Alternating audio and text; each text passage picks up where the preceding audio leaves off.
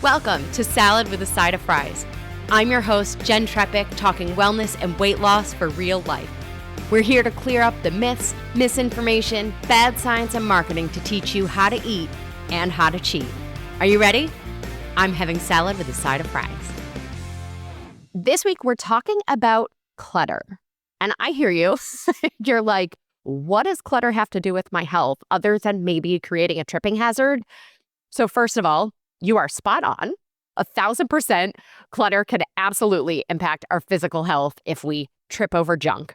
Even very important junk if we trip over it, right? Even things that are not junk. I hear you. And I also want to say there is more to it. Research shows us that there are a multitude of health impacts from clutter. Now, before we jump into that research, I think it's worth considering what qualifies as clutter. And I believe that this is a personal definition. I mean, some experts might say this is the true definition of clutter or whatever, but I think of it more like a spectrum. For some people, they may have a lot of tchotchkes in proper places, and to them, that's not clutter. And to someone else, they would see all the tchotchkes on a shelf and go, oh, that would drive me nuts, right? So as we go through the rest of this information, consider what qualifies to you as clutter. And it's possible that maybe you didn't even realize your home or your desk or your space, whatever it is, maybe you didn't even realize it's cluttered. And yet, when we talk about these impacts that we're about to talk about, maybe now we're starting to recognize that it actually is cluttered, and we potentially want to address our own definition here, right? So, all right, with that groundwork, clutter can negatively impact both our physical and our mental health. So I want to start with the brain. Research shows that your physical environment shapes our cognition, our emotions, and our behavior. So a study from the Journal of Neuroscience showed disorganization can have a cumulative effect on the brain. And it seems to connect to the visual field. The more that's there, the harder it is to focus. The more brain power is required to focus. And this extra energy requirement depletes our cognitive resources, meaning we can end up less productive. Then the decreased productivity may have us looking or turning to coping mechanisms or avoidance strategies. And that could be anything from food and snacking to watching TV to a whole host of things.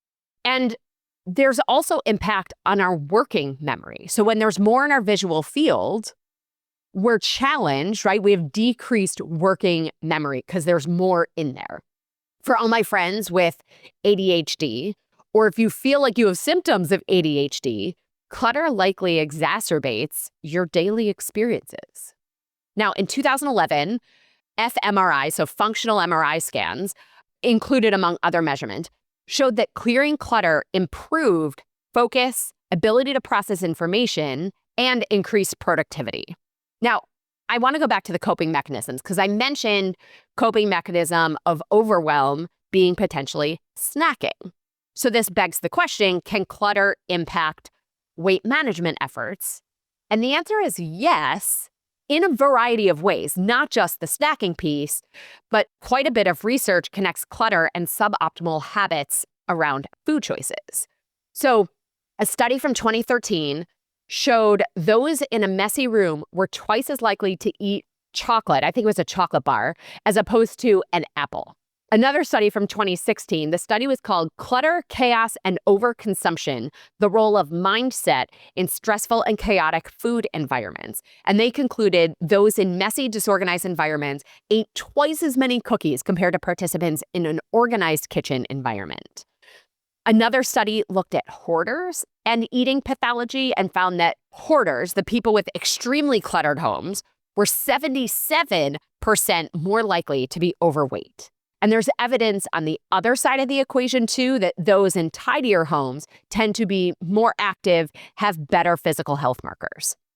Let's talk about sleep. Because if you sleep in a cluttered room, your eyes being closed doesn't seem to matter.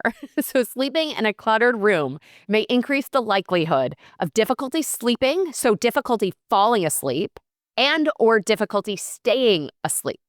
So apparently people who have a hoarding disorder, a diagnosis, also seem to be more likely to have insomnia. Now, another piece of this equation is stress. Obviously, we talk about stress all the time. It's stressful when you can't find the things you're looking for.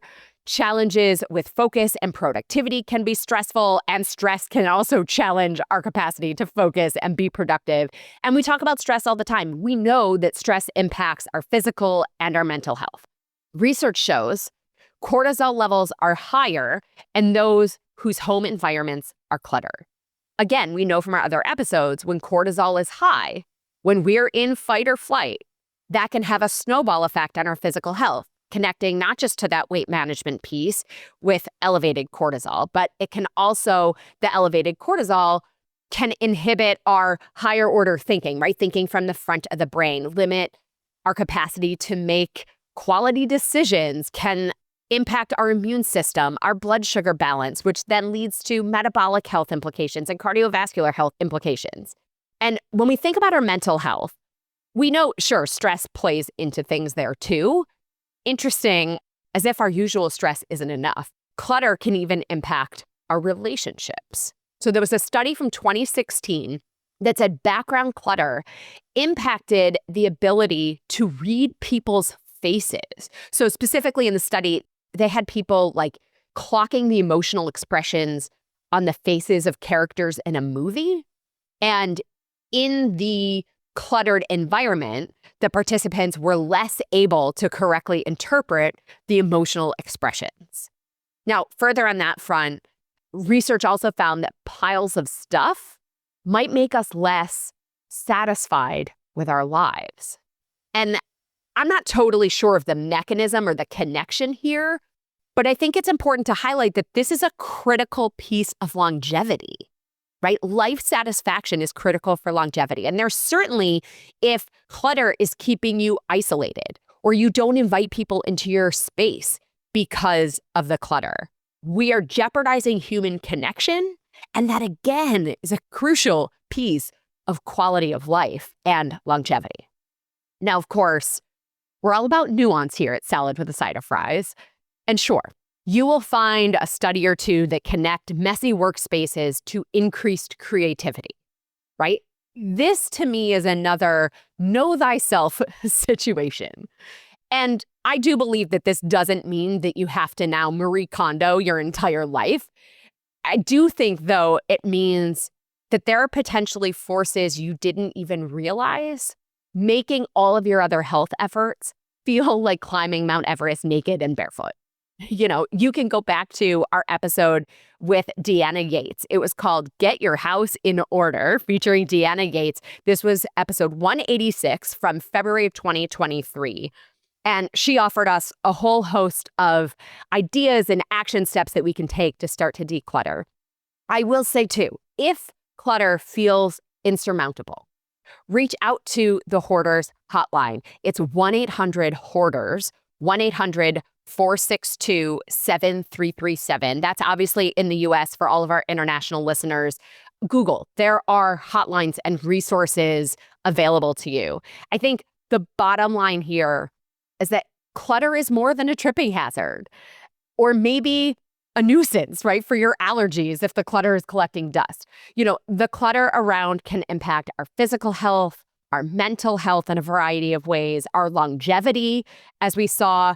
And I think those things make it worth dedicating some time to tidying up or being willing to toss or donate the things you truly no longer need. So there you have it, friends, the scoop on clutter and your health. As always, everybody, I'm your host, Jen Trepeck. Connect with me on Instagram or all social media. I'm at Jen Trepeck, JENNTREPECK. Website is asaladwithasideoffries.com. Pick your platform, send a message. I truly love hearing from you. It is the highlight of my day, whether you're sharing, an intelligent argument, key takeaways, ideas, questions, all of it. I love it. So send a message. Dr. Sam Pierce, one more time, thank you. Appreciate you so much. My pleasure, Jen. You're amazing. This was awesome. Well, the feeling is mutual.